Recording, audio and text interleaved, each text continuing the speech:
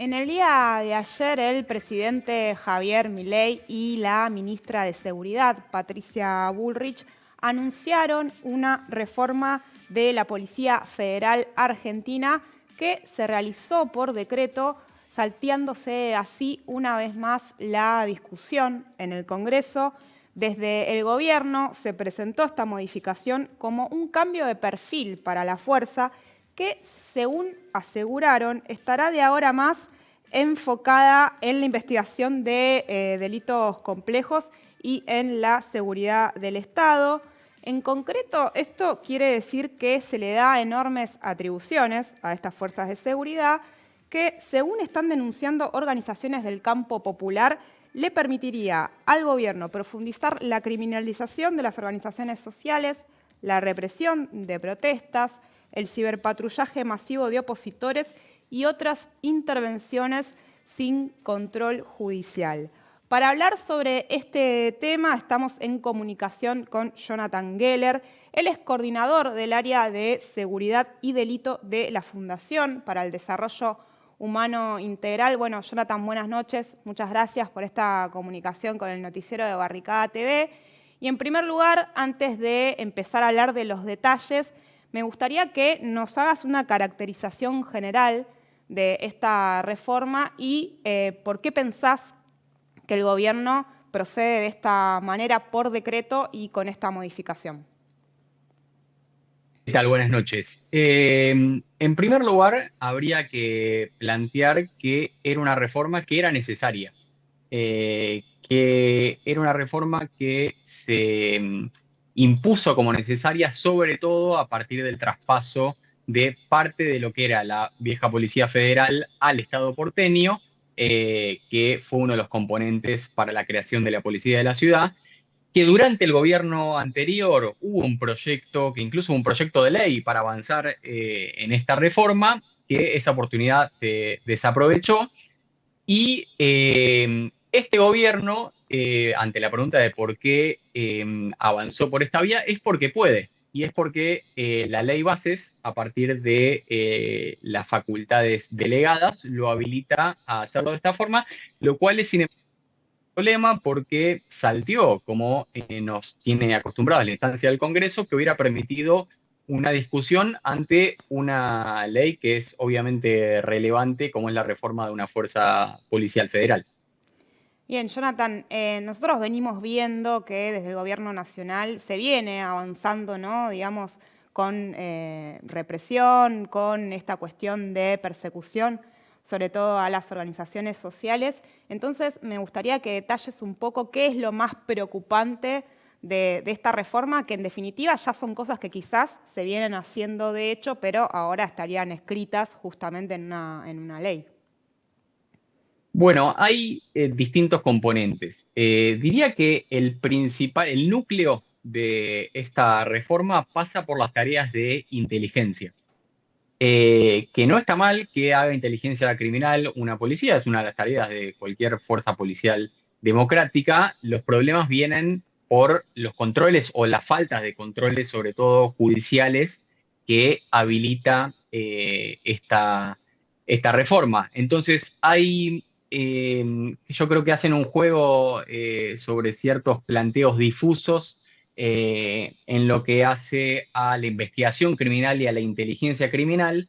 Y hay un punto que es, creo yo, muy preocupante, en el cual intentan dejar parte de las tareas que van a realizar, que describen como de análisis criminal, por fuera de los alcances de la Ley Nacional de Inteligencia y de los límites y controles que impone.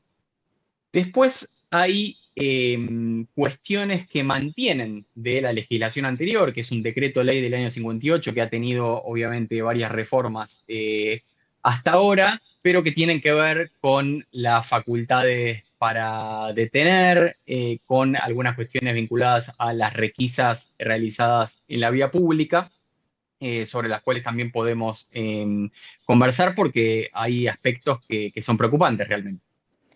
Bueno, detengámonos un poquito ahí entonces en esto que señalás vos, de esta cuestión Bueno, preocupante en vía pública y demás.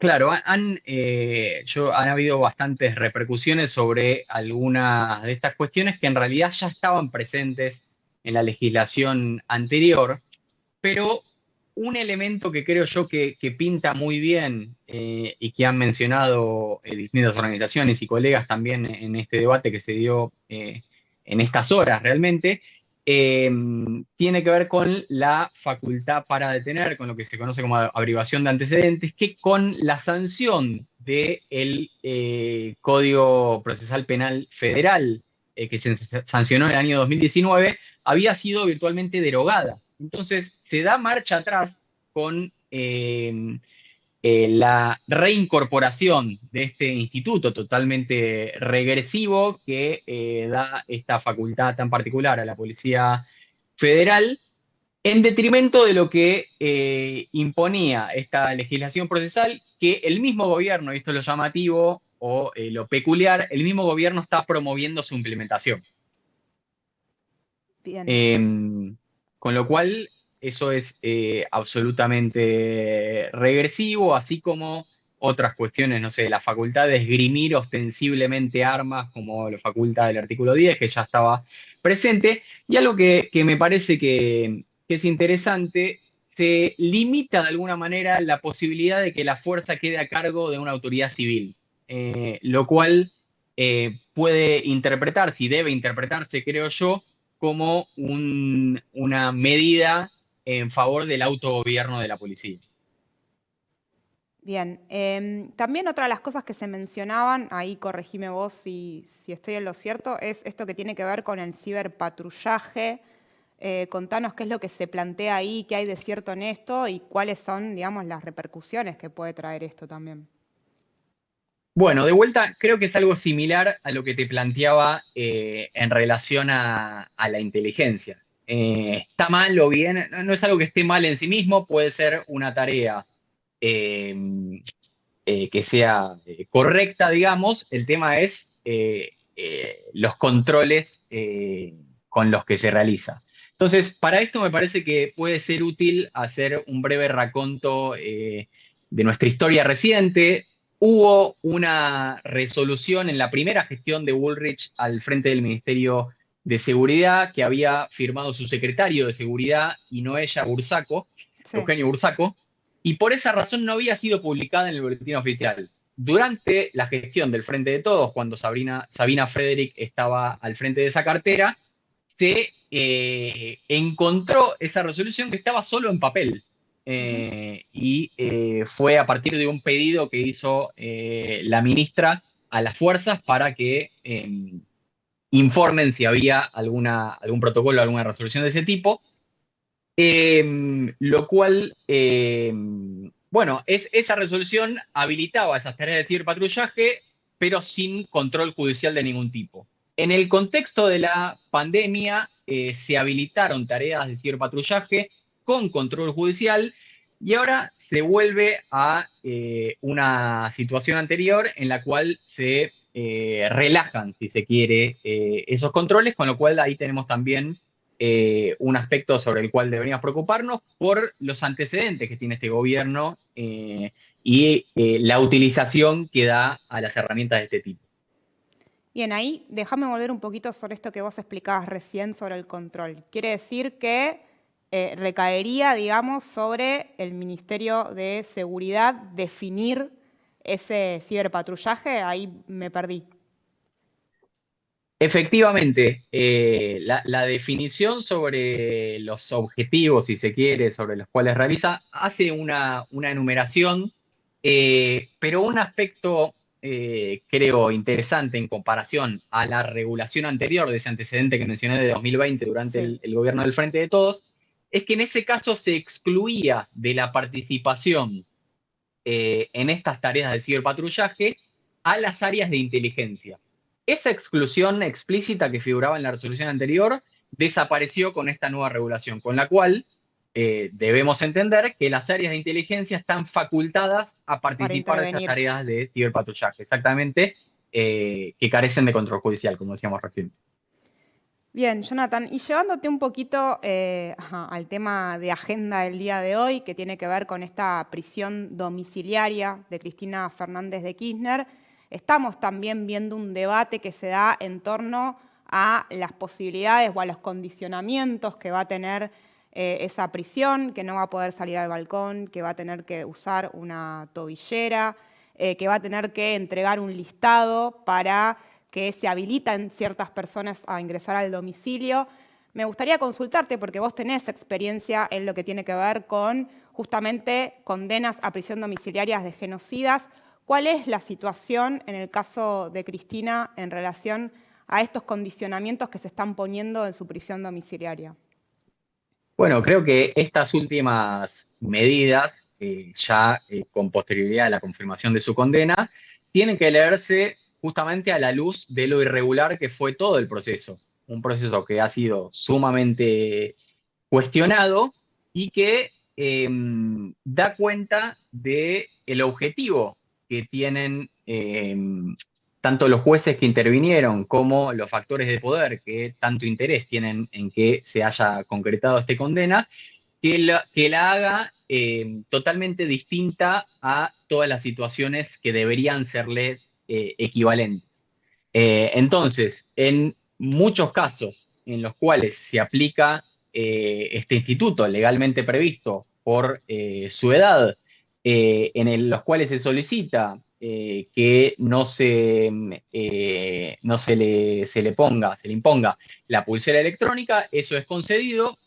En este caso no lo fue. Hemos visto en los últimos días, y lo habrán difundido ustedes también, como en muchos casos las prisiones domiciliarias que han sido concedidas a genocidas, a quienes han sido autores de los crímenes más aberrantes de nuestra historia, son mucho más laxas que en el caso de quien ha sido dos veces presidenta y una vicepresidenta de nuestro país. Ni hablar de esta cuestión de no poder disponer de parte del domicilio que ha sido habilitado, lo cual tengo entendido que su defensa ha solicitado en el día de Sí, hoy apeló. que se aclare efectivamente qué significa la perturbación del vecindario, si tiene o no habilitado salir al balcón, lo cual creo que es un elemento más en una larga lista de cuestiones que son realmente ridículas y que pintan muy claramente que esto se trata de una persecución que ha tenido en este proceso judicial un capítulo más. Ahora, Jonathan, ¿cómo se entiende? ¿No hay, digamos, algún tipo como de reglamento? Seguramente me estoy expresando mal en torno a cómo se debe nombrar, pero ¿cómo se entiende que de manera discrecional se apliquen ciertos condicionamientos para unos casos y para otros no? Digo, más allá de, obviamente, esto que decías vos, esta lectura política, digo, ¿eso no tiene que estar reglamentado o Bueno, normado? la legislación llega hasta un punto y en función de esa legislación, en el marco de esa legislación, es que un juez dicta sentencia y dicta, en este caso, las reglas de conducta. Lo que podemos decir en este caso es la comparación con los casos que deberían serle equivalentes y que no lo son. Entonces, este es un proceso que ha sido irregular en el marco de una persecución. Entonces la forma en la que se está dando la ejecución de esta condena es también irregular y da cuenta de esa persecución que hemos visto y que estamos presenciando y que hoy ha sido repudiada por cientos de miles de personas.